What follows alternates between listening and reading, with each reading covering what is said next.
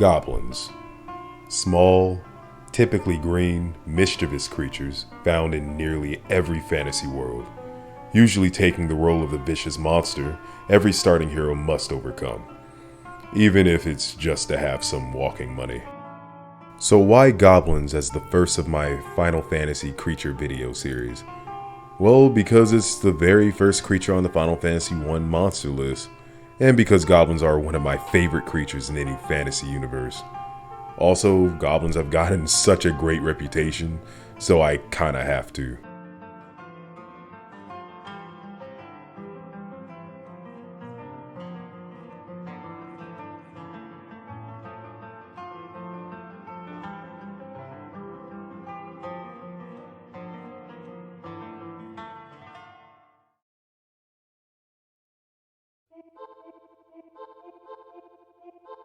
Goblins, as stated in European folklore, is a form of fairy or mischievous spirit.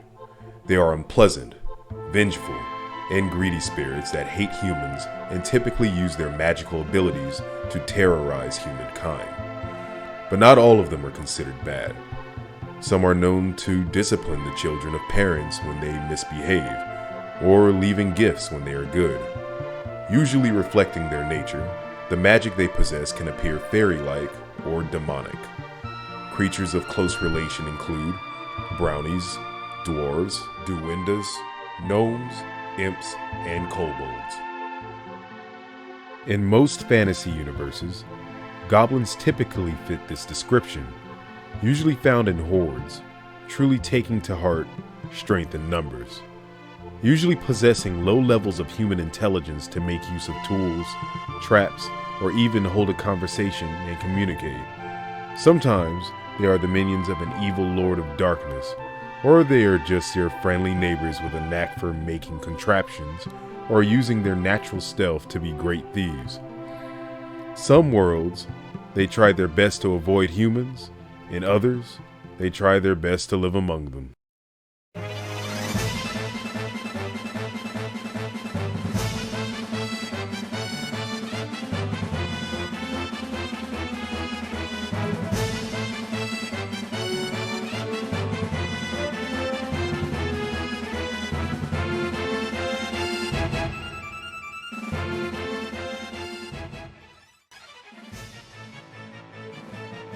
Usually a yellowish-brown complexion, with comfortable-looking leather pants, pointed shoes, and a sporty green tunic. They have sharp claws with a fairly noticeable long nose, and typically wield your basic saber-appearing weapon. Physical description of goblins really doesn't change much until Final Fantasy XI, 13, and 14. Now, like most RPGs, monsters have color-swapped variants. This is no different in Final Fantasy. Creatures such as Redcap, Munchkin, and Black Goblin fight pretty much the same way as your starting goblins, but usually higher stats, so these don't need to be mentioned much. Goblins in Final Fantasy are classified as giants, for some strange reason, putting them in a class with ogres and giants.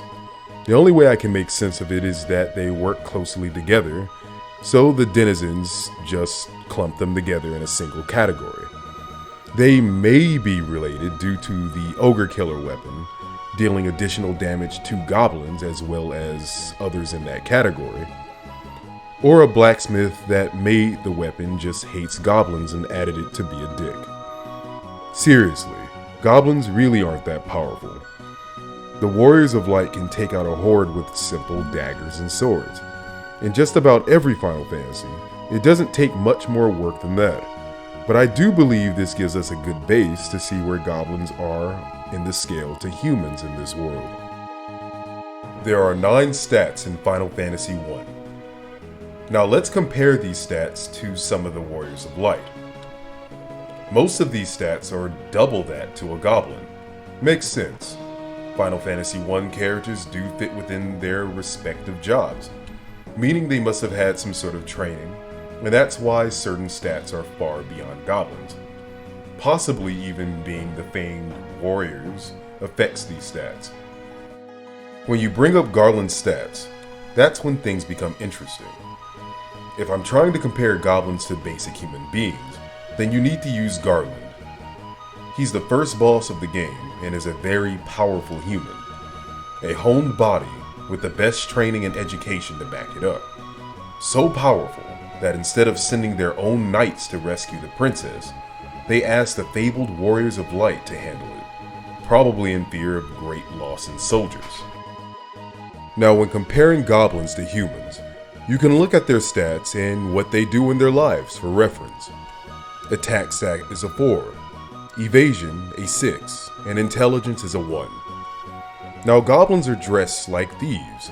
That's obvious. Thieves steal things. Goblins are usually always located near cities, probably to rob passerbys and bring the booty back to camp somewhere. Your average human being in a world like this would most likely be a farmer or weaving cloths. Not really in need for great physical strength, no skills in combat, so being able to evade someone is probably out of the question. But I'd say the intelligence score would probably be the same. Think about it. I know it's a score of 1, but it doesn't necessarily mean you're stupid, just ignorant. A farmer in this world filled with monsters is probably still only concerned about their crops or the weaver their cloth. Goblins were probably killed by humans all the time before the decline of the crystals, so now they're able to provide for their goblin families. It's all they really need to know. Kill humans, take booty. So an intelligence score of 1 should be something they share. Not that they're stupid, but ignorance and no need for knowledge past their own environment. Now let's take a close look at Garland. A knight of his stature knows the customs of other kingdoms, may have met dwarves, can read, write, knowledge of creatures in the area and foreign to prepare for anything, probably has a decent medical knowledge, which explains why he has an intelligence score of 12, which is very close to the white and black mage, and even beyond the red without using magic himself, but he may possess magical knowledge. If we assume your average knight has half of Garland's stats, then yes, Garland can easily handle a horde of them. So goblins being just a bit above human beings, or at least your average human, makes sense. At least to me. But also look at how they fight. Goblins have been seen fighting alongside wolves and other manner of creatures that they should have no business being around. They may have trained them. Hell, sometimes they work alongside ogres, maybe to share resources among each others and protection against those said humans or other more dangerous monsters. There are even some exceptionally powerful goblins such as knockers that are very dangerous with pretty respectable stats for goblins. But that makes sense since they are found in the location with very dangerous creatures in the Whisperwind Cove, such as earth trolls and yellow dragons. Clearly, like humans, goblins adapt to wherever they call home and can even be considered the top of the food chain alongside with humans. Even their attacks throughout the series are simple moves that any person can learn with time. Throughout Final Fantasy, basic goblins have typically always attacked with their dagger or saber weapon. In Final Fantasy II, they have an attack called Bow, which is exactly as it sounds, but usually once they get in trouble, they just run away from the battle. In later Final Fantasy, some goblins have the ability to use magic. Dangerous, but nothing that can't be handled. Goblin mages in Final Fantasy IX, for example. Now, if I saw a griffin use magic, I wouldn't call it a griffin mage. You just call it a griffin. Calling them mages probably shows that they've had to learn this skill, something that was probably passed down to them to use. Also, they could possess some natural talent and learned it on their own, but then look at their attacks. Sleeple is used to put enemies to sleep, probably to steal from them, you can finish them off, or just to run from them. Vanish is a protective spell that prevents enemies from targeting them with physical attacks. And Thundaga is just an offensive spell to finish them off. Goblins have been known to use potions, something only an intelligent creature like a human with knowledge of it and what it does. Hell, they use bows in Final Fantasy II once again. But there is one move in a goblin's arsenal, a move so beyond the scales of power, it had to be taught by a goblin god. That is the Goblin Punch. Goblin Punch is one of my favorite attacks of all time. Why, you ask? Why would you even ask that? It's not a normal punch, it's a Goblin Punch. A rapid-fire small fist that bring imminent destruction to the fool that dare challenges the ultimate hidden technique of the almighty Goblin race. Its first introduction was in Final Fantasy IV, and I say taught by a god because the only goblin that does it is summoned by Ryda in the game. Despite appearing as a simple, humble goblin with the same physical form as usual, I'm sure it's just being humble, and its true form is one you can only bow to. Goblin Punch itself is a single description. It does a small amount of non-elemental damage to the enemy you target. This changes a bit from each Final Fantasy it appears in, but relatively stays the same, and continues since Final Fantasy IV to be a weapon in the Goblin's arsenal. Clearly something that's on par with the Mega Flare. So we know goblins tend to be the villains by most likely being bandits or thieves. We know they attack the party and most likely normal people when given the chance and will kill. But are they evil? There are many types of crimes. You can recognize good from bad or right from wrong. But then you have crimes of necessity. Then you have crimes that had no cause. To me, evil is to commit acts that directly hurt others for no other reason than enjoyment, or for mere material gains. For example, wolves hunt and kill for food. A starving person may hurt someone for a meal if it comes to it. An asshole will hurt someone to steal their food and then throw it away because all they wanted to do was to hurt that said person. Not exactly evil, but going in that direction. It's clear goblins are dressed as bandits. They are found all over human areas without actually being inside cities or places once owned by humans but have been abandoned. The ones found in the wild can also be seen with creatures like ogres or other beasts that they probably trained, or probably in exchange of resources for protection. Goblin camps or settlements are probably found all over the place. Goblin guards, for example. When you're a guard, you're typically protecting someone or something. Maybe when the party is close to one of these possible settlements or hideouts is when you start to see these guys, with higher stats than usual goblins. This is seen even more in Final Fantasy XI and XIV. Goblins are a part of the Beastman tribe with a deep array of lore, so much that I shouldn't get into it in this video. But since I love goblins so much, maybe another time. But they are people in this world, helping where they can or just trying to get on with their lives. Or they can form their own sects and become something not so nice. Better examples are the Goblin Prince in Final Fantasy II and the Goblin King in Crystal Chronicles, clearly showing a hierarchy within their own culture. Also in Final Fantasy V, goblins are seen trying to take advantage of unconscious players during a massive earthquake, where most animals would have taken cover somewhere. Another great example is found in Final Fantasy VII, a location called Goblin Island. Goblin Island is isolated far from any human society, not only fitting the desire for goblins to stay away from humans, but look at their world. Shinra had waged war with several countries in their quest for power.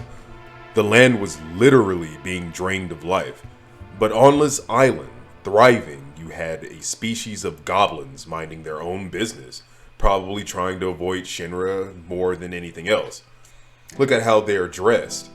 Clearly they are dressed like most humans who live in this world, something you can identify with. So are they evil? No, I wouldn't say so. Overall, in just about every Final Fantasy, they seem like they're trying to survive by being opportunistic, like pirates, or staying away from humankind altogether. Even when they are mostly doing bad things, they don't appear to be in service of any type of Dark Lord or entity like some of the other creatures in the game. So in D&D terms, I guess I'd classify them as chaotic good. A chaotic good character does what is necessary to bring about change for the better. Disdains bureaucratic organizations that get in the way of social improvement and places of high value on personal freedom, not only for oneself, but for the others as well. Chaotic good characters usually intend to do the right thing, but their methods are generally disorganized and often out of sync with the rest of society. This sounds exactly like goblins, in my opinion, when it's from their perspective. They may not have something like a kingdom, but a value for each other and whatever they call a society. And let's be honest, they are probably killed by humans all the time. Humans own all the major resources, so bandits' direction is believable. But there are exceptions. In Final Fantasy XIII, goblins do hunt in large groups, but they're more of a wild animal or an actual monster. So I'd say they are neutral in this regard. In Final Fantasy XV, they are the only versions of them I'd actually consider evil. They only come out at night or inside caves like goblins of lore. They are actual demons or daemons that can't survive at all in the light. They probably just kill whatever they can get their hands on. They still have their classic look, but now appear as a more dark fae-like creature. I would like you all to forgive me for this. Gobledy Gook? Goblid Yuk? Gobledy Gook. Yes, was a minion of Exdeath in Final Fantasy V. But of course, goblins like this are usually evil by association, and there are a few other examples like this. There are a few possibilities I'd like to bring up. Imps in Final Fantasy. Little devils with wings. Maybe in some worlds, goblins do sell their souls, if you will, to some unknown force to gain magical powers, to become imps. In Final Fantasy XV, imps and goblins are extremely similar, and in Final Fantasy I, they were called imps in the original. Maybe it's even just a state some goblins can take if they have enough magical power. Goblins have been described as elves before, so maybe the dark elf from Final Fantasy IV could be a goblin born with crazy magical powers, or given those powers. After all, through Final Fantasy worlds, people or creatures that tend to use their powers for evil tend to be warped physically. RPGs have a simple classification for power. Higher stats equals stronger monster. But I'd like to establish a threat level for the creatures we go over, not just based on overall power, but their effect on society, their environment, goals, and other factors I'll have further defined later. But I'd like to label goblins a 2 out of 5 stars. I don't think that if they did manage to have a large society like a kingdom, they would just rampage and destroy everything. Like I said before, they seem to be a people with their own culture and society, with goals oriented in protecting themselves. So a 2 out of 5 fits this perfectly. But like I said, I will do a later video to go deeper into these threat levels, something far more defined, because otherwise, for example, in Final Fantasy IV, the Mist Dragon would be weaker than a group of goblins found a couple of hours later in the game, right? That's not true. So just a few words from me. This will probably be the only time I really do this at the end of a video, unless it's something important I would like to tell you guys. This is my first video I actually really edited, cared about something, it's from my soul, right? Wanted to be funny but not cringe, and wanted to give as accurate information as possible, not be boring. Hopefully I'll get better with this over time and meet some people who will give some constructive criticism and share similar interests, share their point of views, so that I can get a better reconstruction of what these creatures could be. And the reason I'm struggling is the bad, not a good term. I'm coming up with a lot of this on my own because Final Fantasy creatures don't really have any lore behind them. Nothing like D&D where every creature has at least something, right? So goblins, for example, I really do love goblins. I think they're cool. Some of my favorite creatures in any universe. So I figured this was good, and also first monster in Final Fantasy 1 that you ever encounter, right? Figure it was good. Looked at them throughout every Final Fantasy game. Wanted to give good information about them, and then expand on that from what I see. So, yeah, when I'm going into goblins, seem like in every game that they are more of a people. Yeah, that's just kind of what I see. Yeah, so as you can tell, I'm not editing this part at all. I'm just trying to give you guys something from the heart. Anyway, yeah, hopefully you guys enjoyed. I'll try to get better at this as we go. And yeah, I have, since doing this video, I've come up with actually several ideas. I didn't think I would. Actually, like, I was sitting there looking at goblins. I was like, okay, what the hell could I actually do next with something interesting and similar to go on? But there's actually a lot. And I'm trying not to limit myself to just Final Fantasy. There will most likely be a lot of Final Fantasy creatures that I'll do first. But I don't want to limit this to Final Fantasy because RPGs, a ton of RPGs have a lot of fantastic monsters. There's a lot of similarities. If you compare them to other RPGs, you know, everybody gets inspiration from someone, which is why in the beginning, yeah, goblins are from folklore, right? This is old. Yeah, I wanted to give you all a bit of a educational ride, right? Once again, not harping too long, make it quick, something interesting, and went from there. So anyway, I feel like I dragged this on a little bit, but yeah, I'm Beast Lord J. Hopefully I'll catch you all. Hopefully you'll enjoy this. Hopefully you'll enjoy the next one.